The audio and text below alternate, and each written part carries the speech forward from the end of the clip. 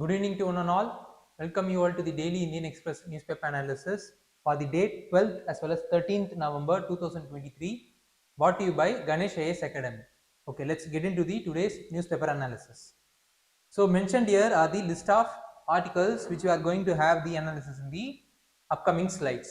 So have a look at it. Okay, let's get into the analysis of each and every topic one by one. Government in denial, economy in distress. So this is what the news is about. It is related to the critics of the economics and the economic indicators in India by which is written in the today's Indian Express article, which we will be analyzing in the upcoming slides. First, how the news is related to civil service examination. Under prelims, it is related to economic and social development. Similarly, under mains GS paper 3, economic and development, under a subtopic called Indian economy and issues relating to planning, mobilization of resource, growth, development and employment. Okay, let's get into the today's news analysis. Okay, the last 10 years, the average GDP growth rate is 5.8%. When it has been compared to the previous government, that is the previous UPA government, what they are saying is that during 2004-9 and then during 2009 and 14, the average GDP growth rate was 8.5 as well as 7.5% respectively. And this 1.8% decline what does it means is that it means there is the reduced investment or the output from the infrastructure, manufacturing, agriculture and service industry when compared to the previous era. So there has been two issues the article has quoted. First issue is related to price rise. So under price rise, right now we are using consumer price index as the index to calculate the inflation in India after the Urjit Patel committee's recommendation in 2015. So by taking CPI as the value, see it is 112 during 2013-14 period, and right now it is jumped to then 174 in 2022.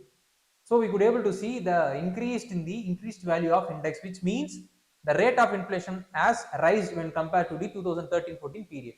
And the food inflation is also closer to 10%. So this heavy inflation rate is having a toll on the household expenditure, and which in turn is leading to reduced expenditure by the consumers. And at the same time, there is the dip in financial asset of the households, so that their savings is also getting reduced. So this is how the inflation has targeted the household, and at the same time the fast moving consumer good sectors are right now reducing the quantity of the product so that the price level is maintained. So that is what the FMCG sectors are right now doing. So this is what the impact of the price on the household as well as the industry is about. And the another issue is the unemployment.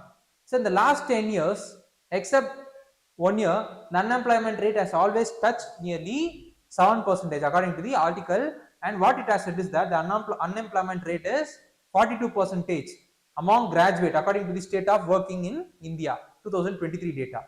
And in between the youth, that is the age group between 15 and 24, the unemployment rate is approximately 23.22, and out of the employment rate, it is nearly 57% of the people have been self-employed.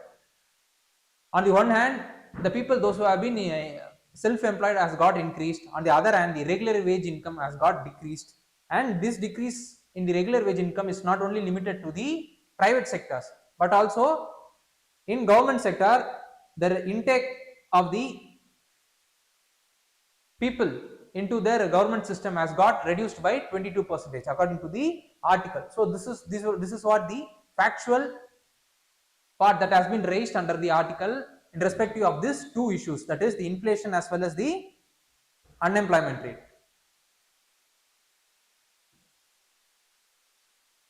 So recently the Ministry of Finance has released a minute.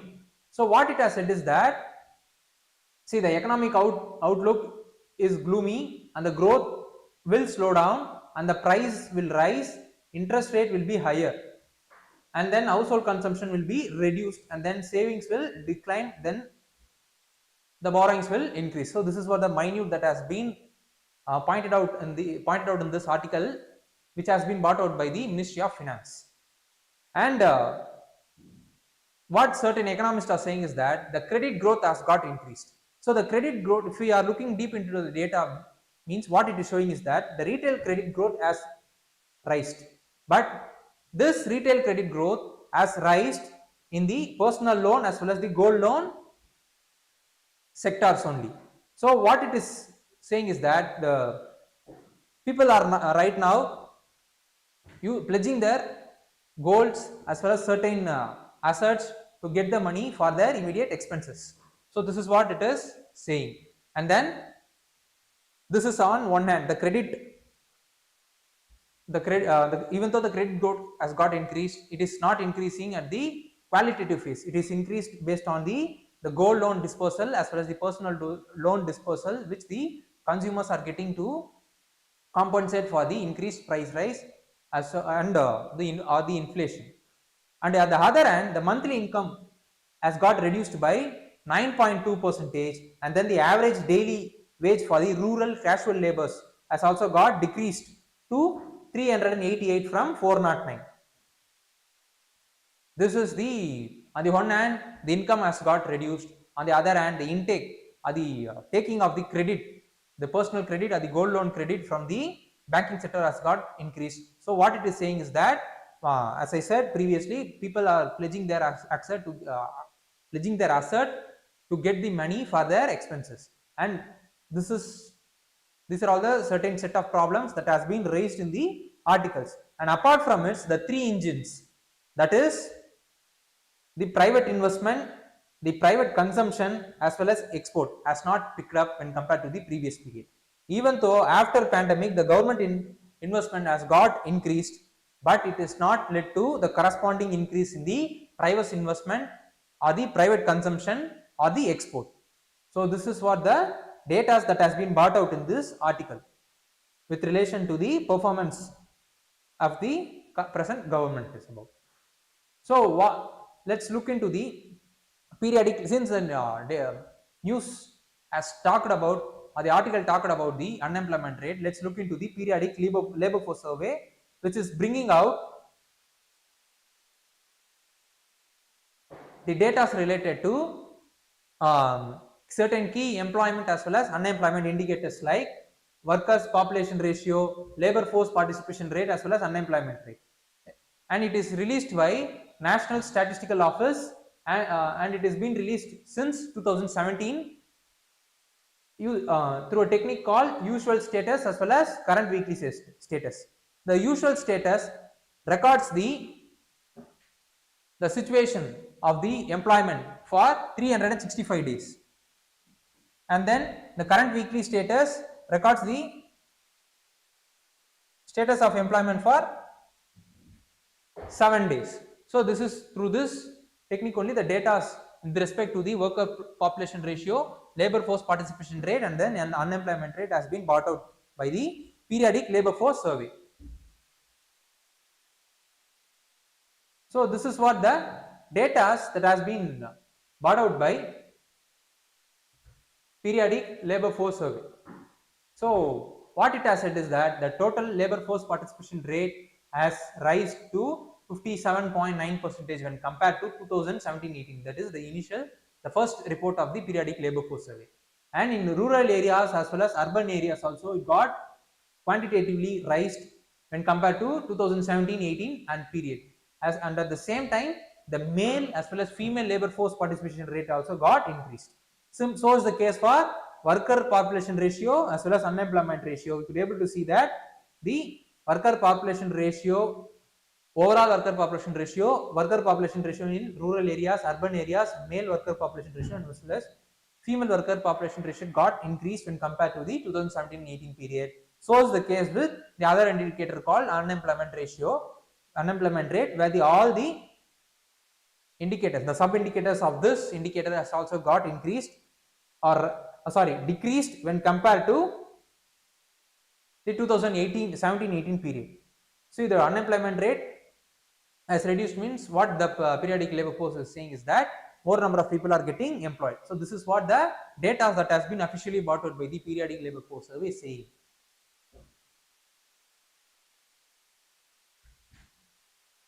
So what need to be studied further is we should know about the different types of unemployment that is prevailing in India. Secondly, we should also be aware of National Statistical Office. Thirdly, we should be aware of what is inflation as well as the different types of inflation that is prevailing in an economy. So these are all the areas which we need to be aware of. And with this, we have reached the end of this topic.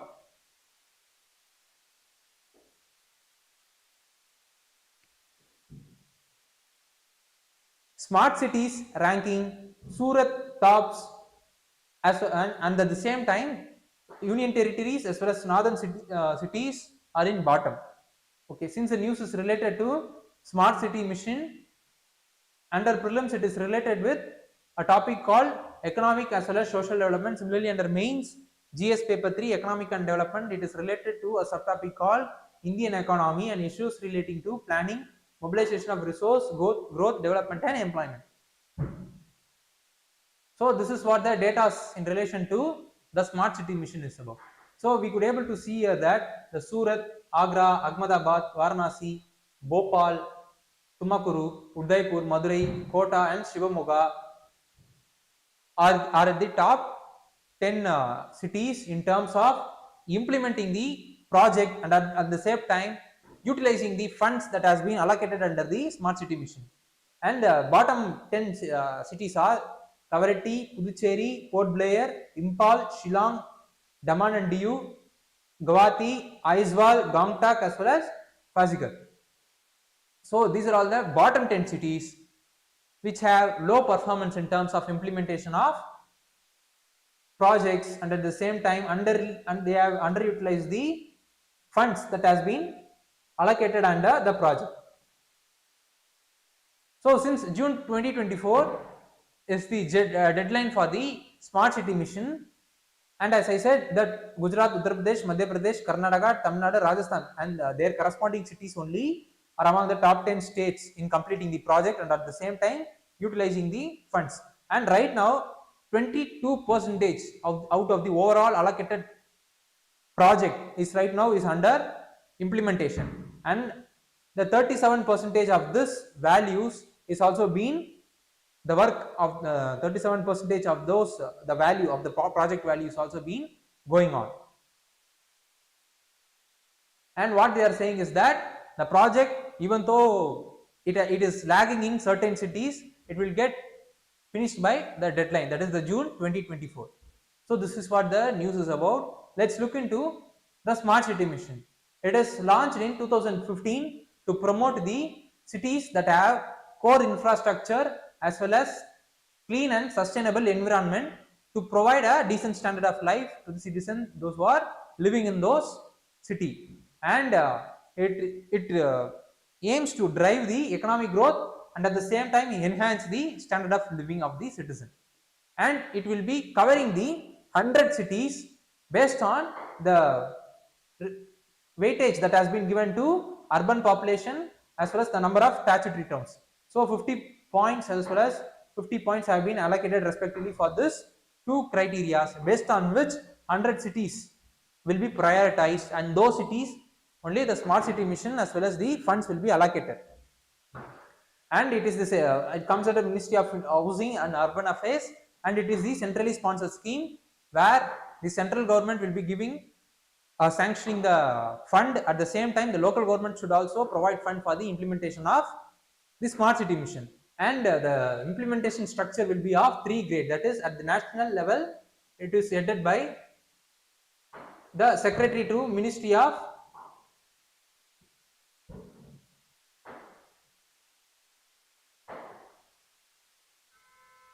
the implementation will be graded at 3 levels. At national level it will be implemented by Secretary of Housing as well as Urban Affairs. At state level, the implementation as well as financing will be monitored by the committee headed by Chief Secretary of the respective states.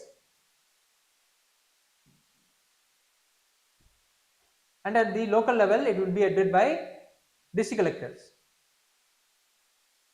and who will be monitoring the project as well as the funds that has been sanctioned under the schemes. So this is what the details in relation to the smart city mission is about. And during it has been, even though it has been introduced in 2016-18 period, sorry 2015 period,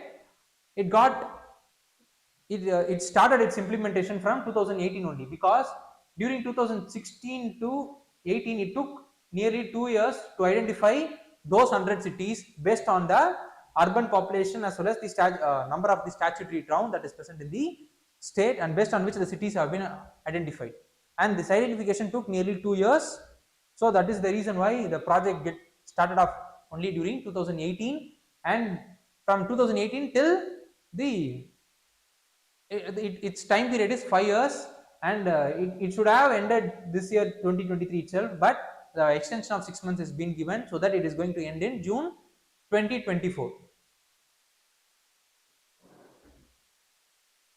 So what need to be studied further is, we should know about urbanization and its problems, positives as well as negatives it is bringing to the society.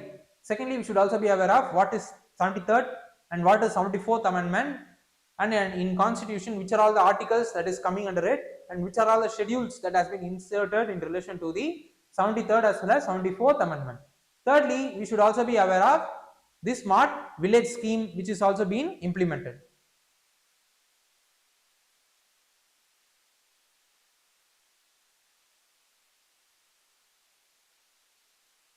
So this is what the news is. With this, we have reached the end of this topic. A facile compromise. This news is related to the loss and damage fund and its related negotiation that has been happening between countries under the guidance of United Nations Committee. So since the news is related to climate change and then the environmental issues, under prelims it is linked with general issues on environmental ecology, biodiversity and climate change. Similarly, under mains it is related to conservation, environmental pollution, degradation and environmental impact assessment, which comes under GS paper 3, environment. Okay, let's get into the news. So the draft declaration in relation to the loss and damage fund has been formed or has been decided based on the negotiation that has happened recently between countries under the guidance of United Nations Committee. So the fund would be based on what the draft declaration is saying is that the fund, the loss and damage fund, which was created in Conference of Party 27, which held last year, and the implementational aspect of this fund has been created under the draft declaration. And what it is saying is that the fund would be based on the World Bank. That is, the World Bank will be acting as the trustee for the fund for the period of 4 years, and then neither the developing or nor the developed countries are obliged to contribute to the fund. See, so there has been tussle between developed as well as developing countries with regard to the World Bank's trusteeship. Why it is that what developing countries is saying is that, see, the World Bank's president is being appointed by the US only.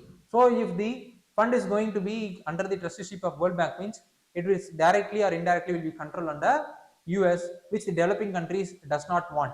So that is the reason why the developing countries they are against the trusteeship of World Bank. So that is the reason why for initial 4 years it will be under trusteeship, and after that the further course of discussion as well as the decision will be taken in the future. And at the same time, they are also, the developing countries are also not happy with the provision with related to the declaration, that is, the developing as well as the developed country are not obliged to provide fund to the loss and damage fund which will be under the trusteeship of World Bank. And this is what the provision of it. So the developing countries for the past 10 years, what they are feeling now is that their demand for climate adaptation as well as mitigation finance is not met. So they are facing a lot of economic as well as social related crisis in relation to the climate change and its negative impact that is having on them. A recent report that has been commissioned by 55 climate vulnerable countries, what it is saying is that they would have been 20% more wealthier what they are now, and this 20% wealth have been lost only because of the climate related incidents which happened because of the historical aspects, like in the case of the industrial revolution and the pollution that has been created in the past by the developed countries. So this is what the vulnerable countries or these developing countries are saying, and what they are saying is that nearly $500 billion have been lost with relation to the climate change negative impact in the past 2 decades by the developing countries. And at the same time, the global shield against the climate risk initiatives was also created during Conference of Party 27. What it is it is the insurance based finance mechanism for the loss and damage fund, which again the developing countries are against the insurance based insurance based mechanism for the fund, because this insurance based mechanism fund will not be sustainable in the long term future.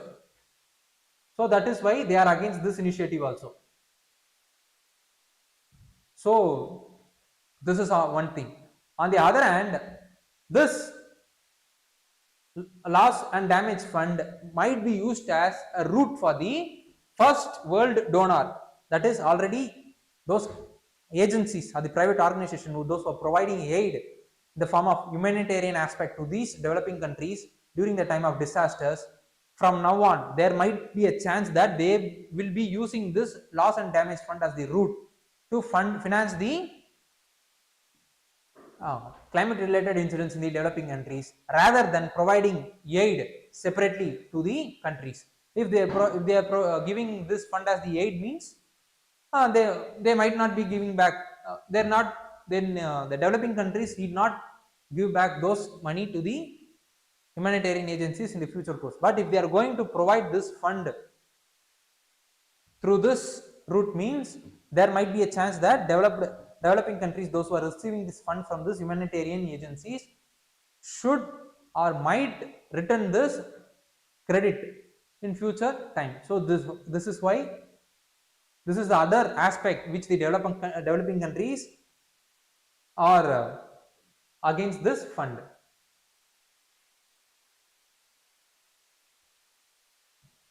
So there need to be a clear mechanism that need to be formed which ensures that the accountability for the historical responsibility of rising the increased pollution should be made on the developed countries. This is what the query that has been made by the developing countries. So let's have a look into the evolution of the loss and damage fund. During 1991, this initiative was brought out by island country called as Vanuatu, and it is which represents the small island state groupings, and the least developing countries are also supported the initiative, and as a culminative of this initiative and negotiation, it led to during 2013 Warsaw International Mechanism on Loss and Damage has been formed without fund, and right now the fund has been formed but without funding. Till now it has still there only, it has no kind of funding that is within it. And during 2016, the G7 countries, which includes the coalition of 131 developing countries along with China, they introduced or recommended the formation of loss and damage finance facility. As a culmination of this effort by the developing countries led to creation of this fund during the Conference of Party 27, that is the previous Conference of Party 27. So what need to be studied further is, we should know about the evolution of United Nations framework for Convention on Climate Change. Secondly, we should also be aware of Panchamrit, the promise that has been given by India at the global stage with relation to the climate change mitigation as well as adaptation. Thirdly, we should also be aware of schemes that has been introduced as well as implemented by Government of India for climate change. And fourthly, we should also be aware of United Nations Sustainable Development Goals. What are all the goals in it? We should be aware of it. So these are all the other areas which we need to be aware of. And with this, we have reached the end of this topic.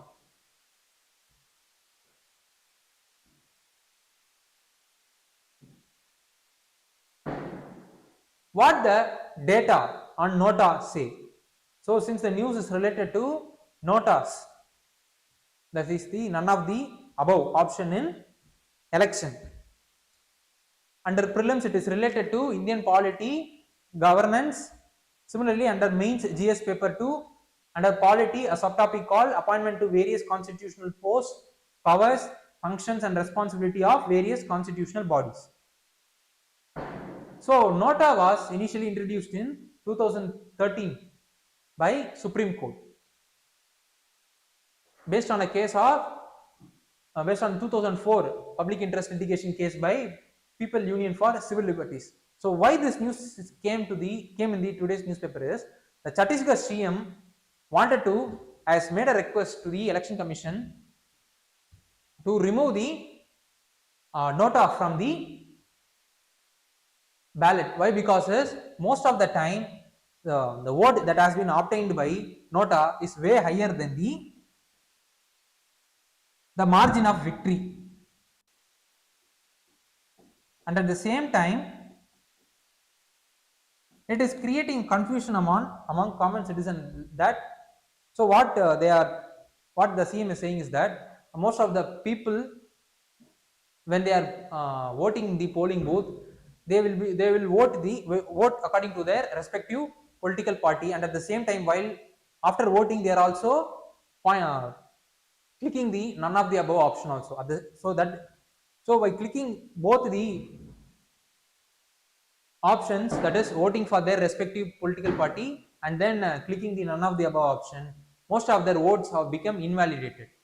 So their percentage is also increased, that is clicking the political party's vote and at the same time none of the above option in the ballot. So the people's vote is getting invalidated, so their percentage is very higher. So that is the reason why the CM has requested to remove the NOTA from the ballot system. So as I said, the NOTA was introduced in 2013 by Supreme Court through a case, based on a case of public interest litigation that has been filed by People Union for Civil Liberties. And during 2014, the 2014 national election was the first national election to have the NOTA in the ballot. And then before NOTA, what the mechanism that was prevailing is, see, the voter can register their decision of not choosing any political party under 49O of the Conduct of Election Rules 1961. But this mechanism is faced with a trouble of secrecy. Will be most of the time this mechanism led to compromise of the secrecy of the citizens voting. So that is the reason why the NOTA is being introduced by the Supreme Court during 2013. And what Supreme Court has said is that the NOTA will be bringing the systemic changes in the polls, and at the same time it will be forcing the political parties to ensure that the candidates, those who are registering in their respective constituencies under their political parties, will be clean rather than the corrupt politicians. So this is what the Supreme Court has said during the introduction of NOTA, and at the same time what it has said is that the right to vote is the statutory vote. At the same time, the right to reject a candidate is also a fundamental right under freedom of speech and expression. So which is very important from the perspective of prelims. What the critics are saying is that, see, the NOTA votes are invalid and they don't contribute to the result, and at the same time the increased, there is no provision for repolling if the NOTA has the higher amount of vote in the respective, in any of the respective constituencies.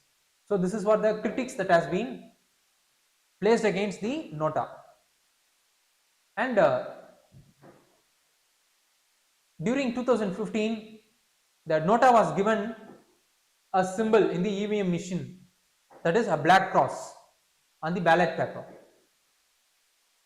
Some states have introduced NOTA reforms in their respective local body election, like Maharashtra, Haryana and Delhi. They have introduced reforms like wherever the NOTA is having the highest amount of vote when compared to the other candidates, there will be re-election will be conducted in this respective states. This kind of reforms have been introduced by the state in their respective local body election. So this is what the thing in relation to the NOTA is about. And NOTA is not in upper house election. Why? Because it violates the contract between the parties, and at the same time does not if the it is against the open ballot system. That is, if a person does not vote, means then the party will surely expel him, because it will be going against their whip. But if the NOTA option has been inserted there, means it is approving their decision to does not vote, because the NOTA doesn't have any kind of value. So if a person is not willing to vote, means simply might press NOTA and he might go away. So which is against the political democracy. So this is what the reason why it has not been introduced in the upper house. So what need to be studied further is, we should know about what is open ballot system. Secondly, we should also be aware of the first past post system as well as the single transferable vote system and the difference between both of them. Thirdly, we should also be aware of Rajya Sabha. So these are all the other things which we need to be aware of, and with this we have reached this end of this topic.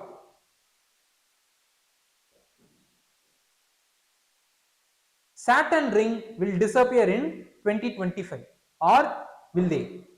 So the news is related to science. Under prelims it is related with a topic called general science. Similarly under mains it is related to GS paper 3 science and technology under a subtopic called awareness in the field of IT, space, computers, robotics, nanotechnology, biotechnology and issues relating to IPR. See, the Saturn ring will be disappearing from the view in 2025 according to the NASA report. So, and this invisible is only for the temporary period of time, and this it will not get lost for the permanent period of time due to a phenomenon caused by the rotation of the axis. See, like the axis, Earth's axis, which is tilted by 23.5 degrees Celsius, the Saturn axis, Saturn is also tilted by 26.7 degrees Celsius. So whenever the Saturn is revolving around the sun, so it will be seen up, it will be viewed from the Earth in the form of noding up as well as down. So this is the view the Saturn will have whenever whenever it is looked from the Earth. Because of the tilting, it will be nodded up as well as down. And the Saturn will be taking nearly 29.5 years to revolve around the sun, and in that every 13 to 15 years during the edge of its ring will be aligning straight with the Earth. So during that time only the invisibility of this ring will be taking place. Because of this direct alignment with the Earth, it will be made invisible. The ring will be invisible to the Earth, like in the case of placing a sheet of paper on the ground and then we are viewing it from the longer distance, means we could not able to see that paper. No, likewise the ring will be present, but it will be tilted in a way that it will be aligned directly with the Earth, so that this kind of it is the scenario, it is the process called as optical illusion, where we could not able to view the ring. And after some period of time, with its continued revolution around the sun, the visibility of the ring will be seen after some period of time. So according to NASA report, the Saturn will lose its ring completely after 300 million years, because the ring will be pulled into their planet by a gravity as the dusty rain. Such a phenomenon is called as ring rain. And the ring that has been present in the Saturn has formed after the formation of the Saturn planet, because the Saturn is 4 billion years of age, but the ring's age according to the scientist is only 100 million years. And we are lucky to see the Saturn's ring system, which appears in the middle, which is right now in the middle of its lifetime, and it will disappear only after 300 millions of years only. But we could not able to witness the ring that was present in the Jupiter, Uranus and Neptune, which right now only has thin ringlets, not the thick ringlets like in the case of Saturn. So this is what the news with relation to the Saturn is.